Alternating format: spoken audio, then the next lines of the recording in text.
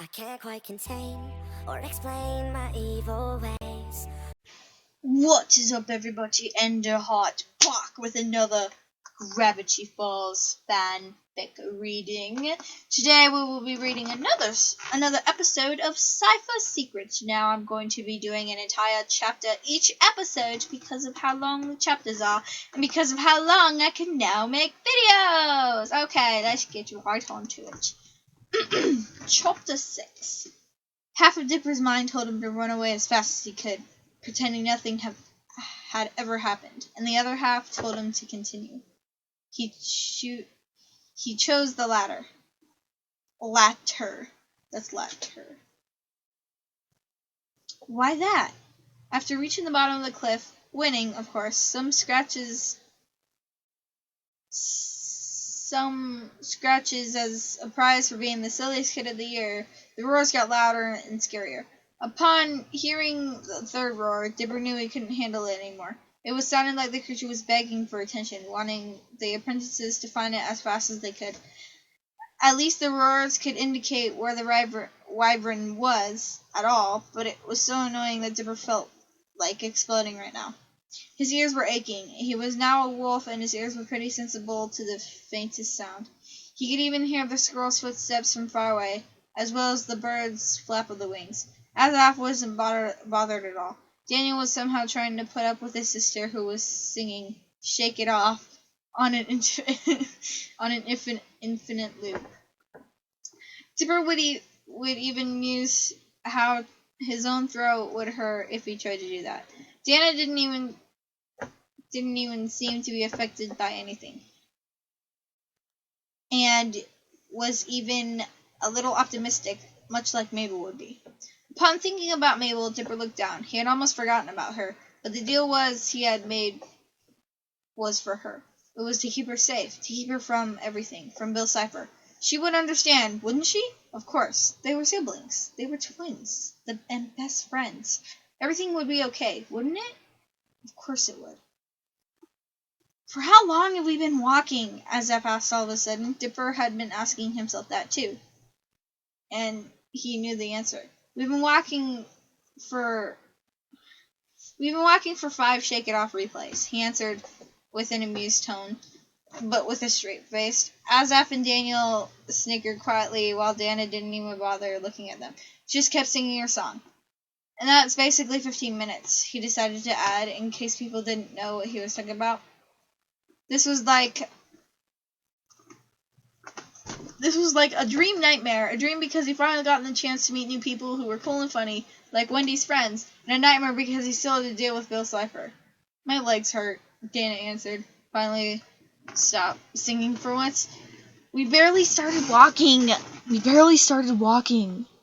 Daniel answered, looking slightly surprised, as his sister hadn't complained for the past 15 minutes due to her. Oh, wait. Didn't she, make a deal or whatever? Without complaining. Anyway. Her sister hadn't complained for the past 15 minutes due to having herself busy with her own song. He was kind of relieved, though, because his twin had finally stopped singing that annoying song. At first it seemed like a good song. It was a damn shame that Dana ruined another good song. Dana shot him a glare of indication. My legs are short. I have the right to feel tired, she retorted. Daniel rolled his eyes. Sure you do. Suddenly, another roar echoed through the forest and peeked through Dipper's ears like pierced through Dipper's ears like sharp knives. The wolf bent down and held his ears against the ground in a useless effort to muffle the sound. When it was over, Dipper stood up, trying to make his ears stop hurting. They had to put an end to this, and fast. Let's go. It came from there, the light brown wolf said, pointing. My mouth is foaming up. Pointing to a clearing at the end of the forest. The 4 apprentices ran against Dana's bushes as fast as their legs would allow them. When they reached the clearing, there was nothing there, just a few flowers. However, in the distance, the wolf could immediately recognize the flowers due to his great hunting animal sight. Dipper, who was in front of them all, immediately stopped. The rest did the same. Why did you stop? Azaf asked. He was trying to look... Oh. He was trying to look what was bugging the brown-furred wolf peeking through his shoulder. Immediately, the white tiger found the problem. Those are... Yes, Dipper answered. A type of flower that seems to be poisonous. I can't pronounce it. Adenias. Adenias. Adenias. The worst type of flower he could think of. Dipper turned to his comrades and narrowed his eyes. One simple touch and you're dead. Everyone fell silent. Azaf seemed to recognize those types of poisonous flowers, as he could recognize the Addendus, whatever. But they're so pretty! Dana argued, memorized by the flower's movement due to the wind. I'm sure you're misunderstanding it for another ugly flower. I'm going there and pick some from my ex-boyfriend. I'm going there and pick some to make my ex-boyfriend jealous. Daniel's eyes widened as he grabbed Dana's tail with his mouth. She yelped, "Ouch! What are you?" She was interrupted by the sound of the creature flying. What? She was interrupted by the sound of a creature flying. It was an American dipper. What? The bird's left wing accidentally touched one of the flower petals. In a few milliseconds,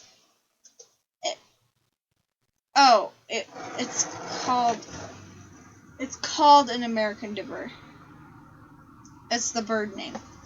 Whose left wing accidentally touched one of the flower's petals, and it fell. In a few milliseconds, it fell dead on the clearing. Daniel let go of Dana, who was staring at the flower field with wide eyes and a huge mouth open. Still want to go there?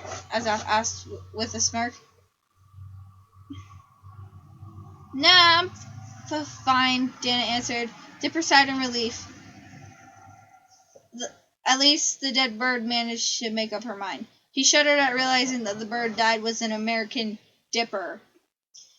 Their single moment of peace vanished into thin air as they heard a loud roar, louder than everything they had ever heard in their lives.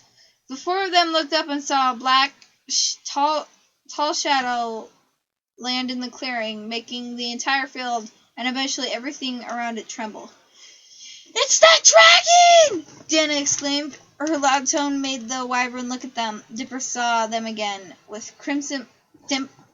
Dipper saw them again. The crimson eyes, as red as his own blood. The thought of it made him want to vomit. Unexpectedly, the wyvern hit the four kids with its tail. They avoided it by jumping at the same time, although the trees didn't survive. Wow! How do we defeat that? Daniel asked, exasperated. He did not want to die. We have to go to the clearing and hit it on his weak point. The nape of the neck. Azab answered. He had read mythological books once, and he knew about dragons and stuff.